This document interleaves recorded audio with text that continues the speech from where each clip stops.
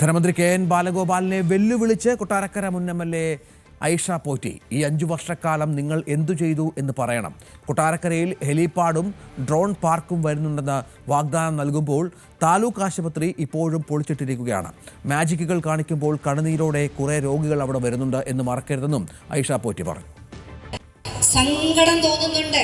2021 മുതൽ 26 വരെയായ ഈ കാലഘട്ടത്തിൽ നിങ്ങളെല്ലാവരും സാക്ഷിയാണല്ലോ.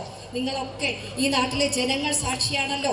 ഒരു ധനകാര്യമന്ത്രിയായി ഇരിക്കുന്ന ഒരു മണ്ഡലത്തിൽ ഇങ്ങനെയാണോ വരേണ്ടത്?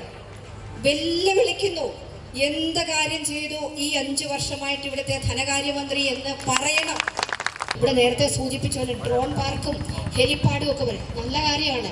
പക്ഷെ അതോടൊപ്പം കഠിനാധ്വാനം ചെയ്ത 90 കോടി രൂപ ഇവിടുത്തെ താലൂക്ക് ആശുപത്രിക്ക് അനുവദിപ്പിച്ചത് കഴിഞ്ഞ ഗവൺമെന്റ് കാലത്ത് ശൈലജ ടീച്ചറിനെയും അന്നത്തെ ഇപ്പോഴത്തെ മുഖ്യമന്ത്രി എല്ലാം പോയി കണ്ട് മുനിസിപ്പാലിറ്റി കൊടുത്ത് തള്ളിയപ്പം ഞാൻ വേറെ തയ്യാറാക്കി കൊണ്ടുപോയി അവിടെ കൊടുത്ത് MLA ക്വാർട്ടേഴ്സിൽ 3 മണിക്കൂറിലധികം KSEBയുടെ എഞ്ചിനീയറോട് സംസാരിച്ച് ഡിസൈൻ കറക്റ്റ് ആക്കിയിട്ടാണ് ആ താലൂക്ക് ആശുപത്രി ബ്രിട്ടീഷ് മോഡലിലാക്കണമെന്ന് പറഞ്ഞു. നിങ്ങൾ ആ ഓർഡർ എടുത്ത് നോക്കി, അന്ന് മാധ്യമങ്ങൾക്ക് ഞാൻ കൊടുത്തതാണ്. ആ തീർന്നത് ഉദ്ഘാടനം ചെയ്തു. ബാക്കി അവിടെ പൊടിച്ചിട്ടേക്കുവാണേ.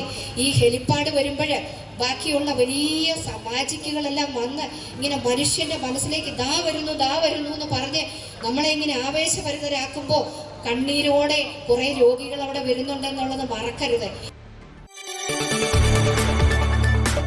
കൂടുതൽ വാർത്തകൾക്ക് News 18 Keralam YouTube channel subscribe ചെയ്യുക.